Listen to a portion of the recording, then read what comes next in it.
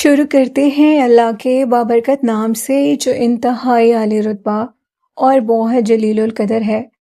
سب تعریفیں میرے رب العزت کے لیے ہیں۔ صلاۃ و السلام علیکہ یا سیدی یا رسول اللہ صلی اللہ علیہ وآلہ وسلم۔ اسکیری اردو ٹیلز کے معزز ناظرین کو السلام علیکم۔ حضور نبی کریم صلی اللہ علیہ وآلہ وسلم پر درود و سلام پڑھا کریں، یہ اللہ اور ان کے فرشتوں کا ورد ہے، اور قرآن پاک بما ترجمہ اور 5 ٹائم نماز پڑھا کریں۔ بڑھتے ہیں آج کی سٹوریز کی طرف۔ آج کی سٹوری سرگودا سے کلثوم نے بھیجی۔ کلثوم کہتی ہیں کہ میں پہلے بھی بہت سی خوفناک کہانیاں آپ کے ساتھ شیئر کر چکی ہوں، اور اب بھی اپنی زندگی کا ایک سچا واقعہ آپ کو بھیجنا چاہتی ہوں۔ وہ کہتی ہیں کہ کچھ دن پہلے کی بات ہے، میں اور میرے شوہر ہم لوگ اپنا گھر چینج کرنا چاہتے تھے اور کسی اچھی سوسائٹی میں موو ہونا چاہتے تھے۔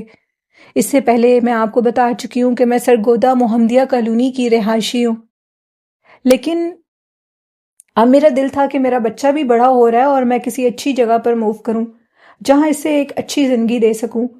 اسی لیے میں نے سرگودا فیصل آباد روڈ پہ ایک ٹاؤن ہے جس کا نیم انہوں نے ٹیکنیکل کالج کے قریب کوئی ٹاؤن ہے، جس کا انہوں نے مجھے نیم تو نہیں ٹاؤن کا بتایا، لیکن وہ کہتی ہیں کہ اسی سائٹ پر وہ ٹاؤن بنتا ہے، اور ادھر ہمیں ایک مناسب قیمت پر ایک گھر مل رہا تھا۔ ہم اس گھر کو دیکھنے کے لیے ریڈی ہوئے، اور جیسے ہی ہم میاں بیوی اس گھر کو دیکھنے کے لیے گئے تو اس گھر میں آلریڈی کوئی رہتا تھا۔ خیر گھر تو اچھا تھا، مناسب قیمت پہ تھا، لیکن جیسے ہی ہم اس گھر کے اندر داخل ہوئے تو مجھے محسوس ہوا کہ میرے کندھے بھاری ہو چکے ہیں اور میرے کان اور آنکھیں بالکل بند ہو رہی ہیں۔ بہت مشکل سے میں اس گھر سے باہر نکلی۔ میرے شوہر کو وہ گھر بہت پسند آیا، لیکن اس کے بعد جیسے ہی ہم لوگوں نے موٹر سائیکل کو وہاں سے نکالا تو ایک ہی سیکنڈ میں میرے شوہر کا موٹر سائیکل کسی نے ایسے ان کو فیل ہوا کہ جیسے کسی نے ان کو دھکا دیا فورسفلی، اور اتنا شدید زور سے دھکا دیا وہ نیچے گرے۔ الحمدللہ ان کو چوٹ تو نہیں لگی، میری فنگر پر تھوڑی سی چوٹ لگی، اور اس کے بعد جیسے ہی میں گھر گئی تو مجھے یوں لگتا تھا جیسے میری فنگر ٹوٹ گئی ہو۔ میں اپنے شوہر کے ساتھ ہاسپٹل گئی اور اپنی فنگر کو چیک کروایا تو انہوں نے کہا کہ آپ کی فنگر کو تو کچھ بھی نہیں ہوا، لیکن مجھے ایسے پین تھی کہ جیسے اسے کچھ ہو گیا ہو، مجھے شدید پین تھی۔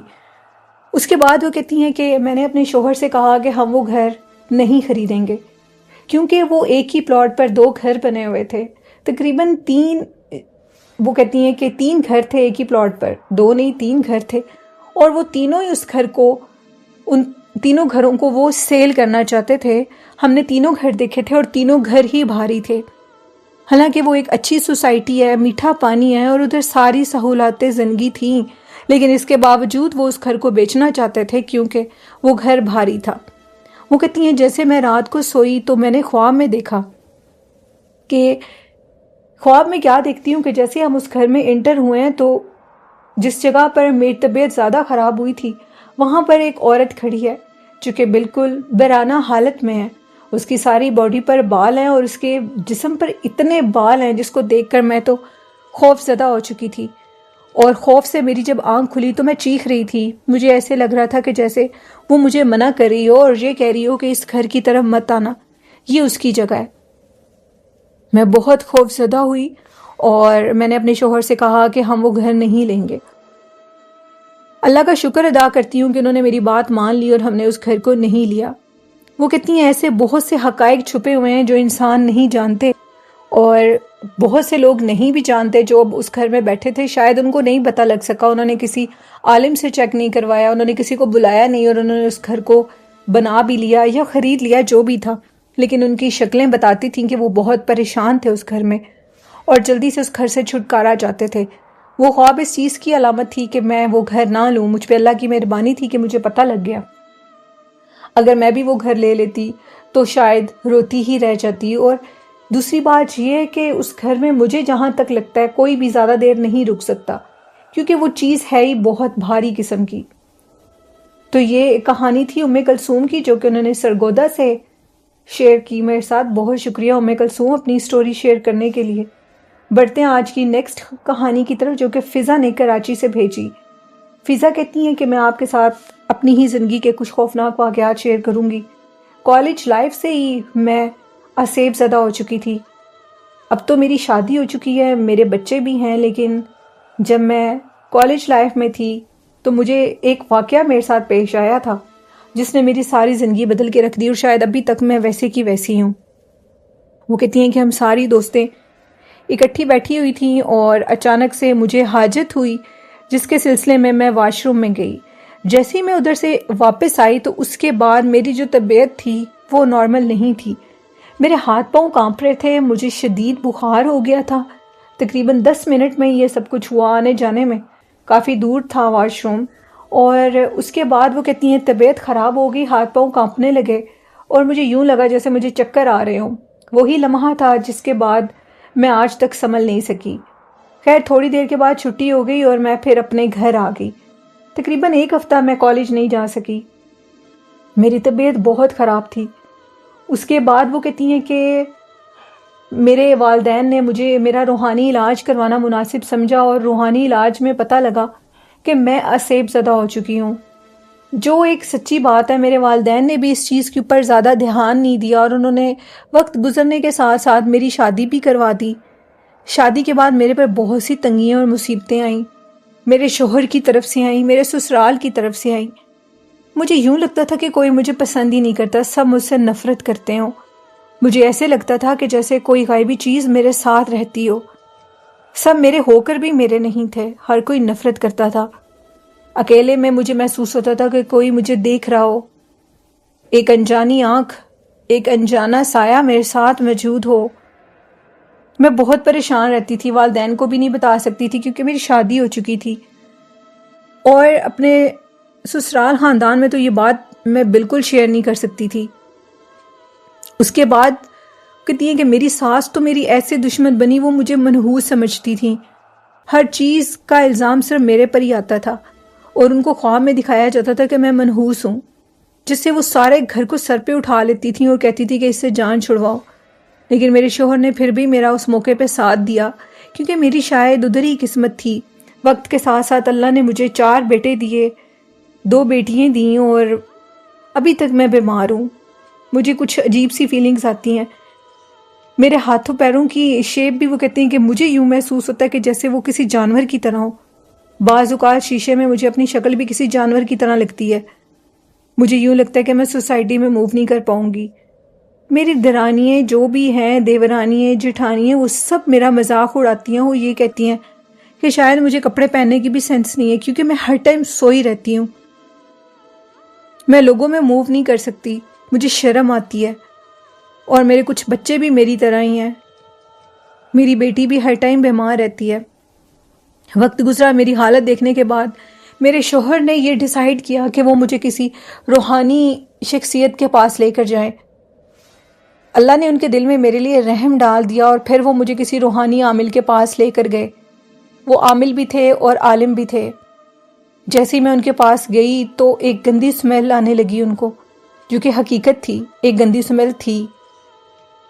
وہ گندی سمیل آئی، اور اس کے بعد انہوں نے کہا کہ یہ آج سے نہیں، تقریباً آج سے 30 سال پہلے کی پوزیسڈ ہے، اس کے اوپر ایک بزرگ جن کا سایہ ہے، اور وہ اس کی قسمت تھی جو اس کی شادی ہوگی، ورنہ اس نے اس کی شادی بھی نہیں ہونے دینی تھی۔ وہ اس کے اوپر عاشق ہیں یا جو بھی ہیں، وہ اس کو کسی اور کا ہوتے ہوئے نہیں دیکھ سکتے۔ وہ ہر ٹائم اس کے ساتھ رہتے ہیں، اور یہ بھی ہر ٹائم تنہائی میں رہتی ہے۔ یہ ساری باتیں میں نے ان کو نہیں، انہوں نے مجھے بتائی تھیں۔ میرے شوہر نے کہا کہ اس کا کوئی علاج ہوگا۔ یہ میں بات پہلے بتا چکی ہوں کہ وہ عالم بھی تھے اور عامل بھی تھے۔ وہ درود ابراہیمی کے بھی عالم تھے، وہ بہت زیادہ درود پاک پڑھتے تھے۔ اللہ نے انہیں بہت بصیرت دی تھی۔ اپنی بصیرت سے انہوں نے بتایا کہ تم بچ سکتی ہو صرف ایک ہی چیز کو پڑھ کے، وہ ہے 5 ٹائم نماز، درود پاک اور قرآن پاک پڑھ کے، اور ان چیزوں سے وہ چیز تمہیں دور رکھتی ہے، کیونکہ بزرگ جن ہے اور وہ تمہیں کسی اور کی طرف جانے ہی نہیں دیتا۔ یہ سب کچھ قسمت میں تھا جو ہو گیا، ورنہ شاید تمہاری شادی بھی نہ ہوتی۔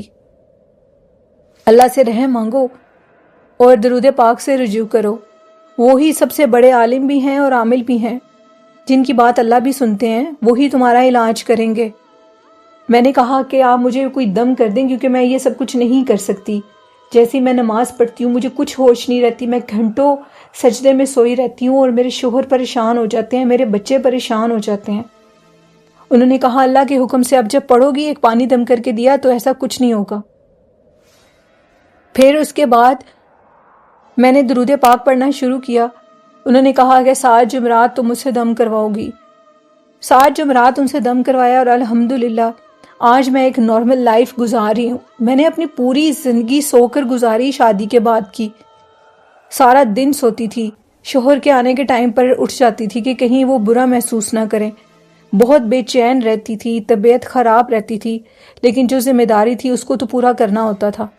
جیسے ہی بچے بڑے ہوئے تو میری آدھے سے زیادہ ذمہ داریاں میرے بڑے بیٹے نے لے لیں، لیکن اب میں ٹھیک ہوں، کافی حد تک ٹھیک ہوں۔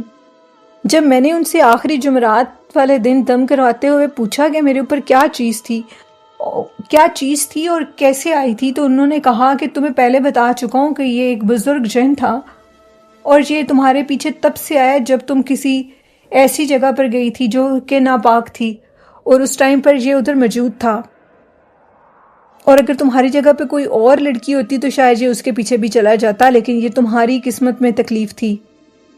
تو میں نے کہا آپ نے بالکل سچ کہا ہے۔ میں واش روم میں گئی تھی کالج کے، اور وہ کالج کا واش روم ایک درخت کے سائے میں تھا، جس کے بعد میری یہ حالت ہوئی تھی۔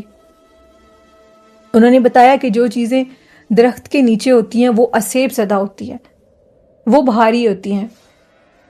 ان بزرگوں نے مجھے ایک واقعہ بتایا، اور انہوں نے کہا کہ ان کے پاس کچھ لوگ آئے ایک لڑکی کو لے کر، جو کہ شاید کسی پہاڑی والی جگہ پر گئی گھومنے پھرنے کے لیے، تو ادھر پہاڑی کے اوپر ایک واش روم بنایا گیا تھا، اور وہ واش روم ایک درخت کے سائے میں تھا، جو کہ انتہائی خوفناک منظر ہوگا۔ پہاڑوں پہ تو ویسے بھی جنات ہوتے ہیں۔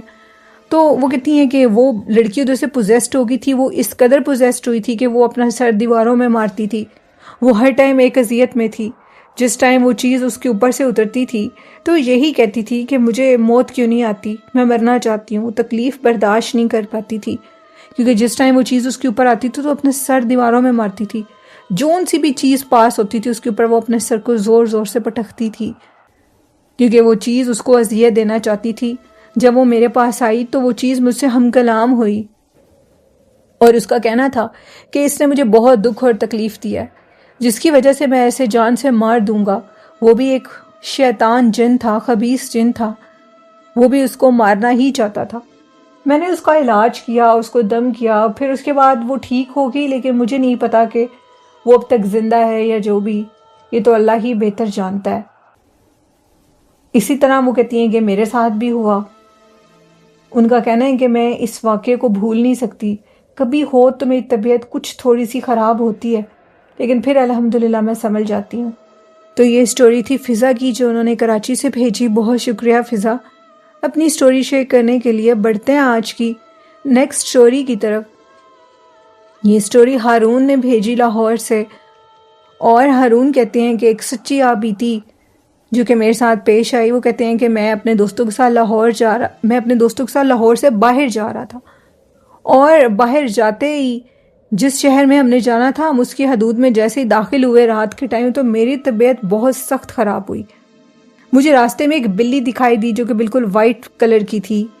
اس بلی کو دیکھنے کے بعد میری حالت خراب ہونے لگی۔ آپ یقین کریں کہ ہارون کہتے ہیں کہ وہ بلی مجھے جس جگہ ہم جس شہر گئے اس جگہ بھی نظر آتی رہی، دوران ڈرائیونگ بھی وہ مجھے نظر آتی رہی۔ وہ انتہائی خوفناک چیز تھی۔ جب میں واپس آیا تو میں اپنے مولوی صاحب کے پاس گیا، جن کے پاس میں نے حفظ کیا تھا قرآن پاک۔ تو ان کے پاس جیسے ہی میں گیا، انہوں نے مجھے ایک بات بتائی حیران کر دینے والی۔ انہوں نے کہا کہ آپ صلی اللہ علیہ وسلم نے بھی منع فرمایا ہے کہ رات کے ٹائم سفر نہیں کرتے، اور جو رات کے ٹائم سفر کرتے ہیں ان کے ساتھ جتنے لوگ ہوتے ہیں ان لوگوں کے ساتھ اتنے شیاطین جنات ہوتے ہیں۔ جس ٹائم تم سفر کے لیے گئے تو اس ٹائم وہ شیاطین جن تمہارے سامنے آیا، اور اس نے تمہیں جان کر تنگ کرنے کی کوشش کی، اور وہ سارے سفر میں تمہیں تنگ کرتا رہا۔ اس کی تنگ کرنے کی وجہ تھی کہ وہ تمہیں نقصان نہیں دینا چاہتا تھا، صرف ڈرانا چاہتا تھا، شرارت کرنا چاہتا تھا۔ کئی جنات شرارتی بھی ہوتے ہیں، اور کوشش کرو کہ رات کے ٹائم سفر نہ کرو، فجر کی نماز پڑھو اور اس کے بعد سفر کے لیے نکلو، یہ ایک بہترین ٹائم ہوتا ہے. اندھیرے میں تو بہت شیاطین جن ہوتے ہیں. پھر وہ کہتے ہیں ہارون کہتے ہیں کہ میں ان سے دم کرواتا رہا، تعویذ پیتا رہا تو میری طبیعت کچھ ٹھیک ہوئی، ورنہ مجھے وہ بلی اپنے گھر میں دکھائی دینے لگی تھی. میں بیٹھا ہوتا تھا تو مجھے لگتا تھا کہ جیسے دیوار میں سے بلی نکل کر باہر کی طرف جا رہی ہے، کچھ عجیب ہو رہا ہے. عجیب فیلنگز تھی میرے اندر اور میں شور ڈال دیتا تھا دیکھو بلی کہاں سے آ گئی ہے. میرے گھر والے کہتے تھے کہ یہ حرکت مت کرو، تمہیں سب پاگل سمجھیں گے، لیکن میرے بس کی بات ہی نہیں تھی. وہ چیز مجھے ہر جگہ دکھائی دیتی تھی، ہر جگہ مجھے فیل ہوتی تھی. کافی عرصہ یہ ہوتا رہا اور پھر اس کے بعد میری طبیعت کچھ سنبھل گئی، میں ٹھیک ہو گیا. تو ان کا کہنا تھا کہ کبھی بھی رات کے ٹائم سفر نہ کریں. واقعی رات کے ٹائم کا سفر جو کہ مڈ نائٹ کیا جاتا ہے 2 سے 5 کے درمیان، وہ بہت بھاری ہوتا ہے. اس ٹائم جنات ہوتے ہیں، وہ جنات کا ٹائم ہوتا ہے اور وہ بہت بھاری نقصان دے سکتے ہیں. اگر آپ صلی اللہ علیہ وسلم نے منع فرما دیا تو بس پھر اسی لیے کیا کہ وہ ہمارے لیے بہترین ٹائم نہیں ہے. آپ صلی اللہ علیہ وسلم جو بھی فرماتے ہیں وہ اللہ کے حکم سے فرماتے ہیں اور اللہ کا حکم سب سے بڑا حکم ہے. تو میرے جتنے بھی بھائی یہ سٹوری سن رہے ہیں تو وہ بالکل بھی رات کے ٹائم 12 سے 5 کے درمیان سفر مت کیا کریں. فجر پڑھ کے نماز پڑھ کر ایک بہترین رحمت کے ٹائم پر آپ سفر کیا کریں. تو یہ سٹوری تھی ہارون کی. ہارون کہتے ہیں کہ جب انسان پوزیسڈ ہو جاتا ہے تو پھر اس کی جو حالت ہوتی ہے وہ ایک بہت بدتر ہو جاتی ہے، وہ ایک نارمل لائف نہیں گزار سکتا. بڑھتے ہیں آج کی نیکسٹ کہانی کی طرف. شکریہ ہارون اپنی سٹوری بھیجنے کے لیے. یہ نیکسٹ سٹوری میرے ساتھ فرقان نے شیئر کی، اپنے دادا ابو کی کہانی. فرقان کہتے ہیں کہ پہلے بھی سٹوریز بھیج چکا ہوں، لیکن فرقان کہاں سے سٹوریز بھیجتے ہیں یہ وہ نہیں بتاتے.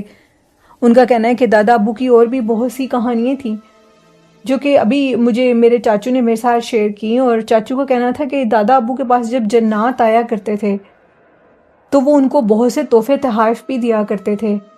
ایسی ملکوں سے چیزیں لا کر دیتے تھے جن کو انہوں نے کہا تھا کہ جب ان کی وفات ہونے لگے گی تو وہ چیزیں وہ واپس لے جائیں گے، کیونکہ وہ چیزیں کوئی اور نہیں لے سکتا. کیونکہ جنات جو تھے وہ ان کی عبادت کے ذریعے بھی ان کے پاس ان سے ملاقات کے لیے آتے تھے، کیونکہ وہ بہت پرہیزگار تھے. اس رنگین دنیا میں انہوں نے اپنے آپ کو بہت پرہیزگاری سے رکھا تھا.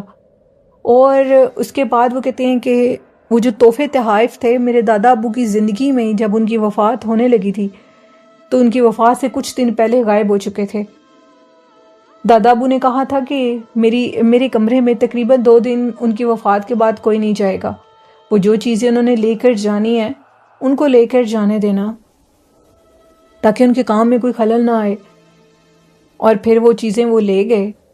اور وہ کہتے ہیں کہ دادا ابو کے روم میں آج بھی ایک عجیب سی بہکی مہکی خوشبو آتی ہے، ایک روحانی خوشبو، بہت مدھم سی ہوتی ہے، لیکن محسوس ہوتا ہے کہ جیسے ہم کسی ایسی روحانی جگہ پر چلے گئے ہیں، جیسے کسی مسجد میں چلے گئے ہوں یا کسی ایسی جگہ پر چلے گئے ہوں جہاں وہ مہکی ہوئی خوبصورت روحانی خوشبو آتی ہو. کیونکہ دادا ابو کا کمرہ مکمل طور پر پاک صاف ہے، وہاں پر صرف وضو کی حالت میں ہی لوگ جایا کرتے ہیں. چاچو بھی صرف نماز پڑھنے کے لیے جاتے ہیں، وہ بھی چھوٹے چاچو، ان کے علاوہ ادھر کوئی بھی نہیں جاتا. میرے بڑے چاچو ڈرتے ہیں اس لیے کہ وہاں پر کوئی جن نہ ہو، کوئی ایسی چیز نہ ہو. میں جب بھی جاتا ہوں تو اپنے چاچو کے ساتھ اس کمرے میں جایا کرتا ہوں. مجھے وہ جگہ بہت اچھی لگتی ہے، وہاں پر ایک روحانی سکون ہے. یقین مانیں کہ جب بھی وہاں پر بیٹھ کر میں عبادت کرتا ہوں تو مجھے بہت سکون ملتا ہے اور میری دعا بھی بہت جلدی قبول ہوتی ہے. وہاں پر ڈھیر سارے قرآن پاک پڑھے ہیں، جو جان نماز ہیں وہ پڑھے ہوئے ہیں، بہت سی ایسی چیزیں پڑھی ہیں جو کہ روحانیت سے تعلق رکھتی ہیں اور انسان کو سکون دیتی ہیں. تو یہ سٹوری تھی فرقان کی. بہت شکریہ فرقان اپنی سٹوری بھیجنے کے لیے. میرے کچھ اور بھی سبسکرائبر ہیں جنہوں نے مجھے سٹوریز میل کی اور بہت جلدی ان کی سٹوریز بھی اپلوڈ کروں گی. تو یہ تھی آج کی خوفناک کہانیاں. میرے لسنرز کو کیسی لگیں اپنا فیڈ بیک ضرور دیجیے گا، اور اس طرح کی آپ بھی خوفناک کہانیاں میرے ای میل ایڈریس پر شیئر کر سکتے ہیں جو کہ ڈسکرپشن باکس میں میرا ای میل آئی ڈی ہے. اور آخر میں کہنا چاہوں گی کہ والدین جیسی خوبصورت نعمت کی قدر کریں، ان سے بہت محبت اور پیار کریں. اللہ پاک ہم سب کے والدین کو صحت تندرستی والی لمبی زندگی دے.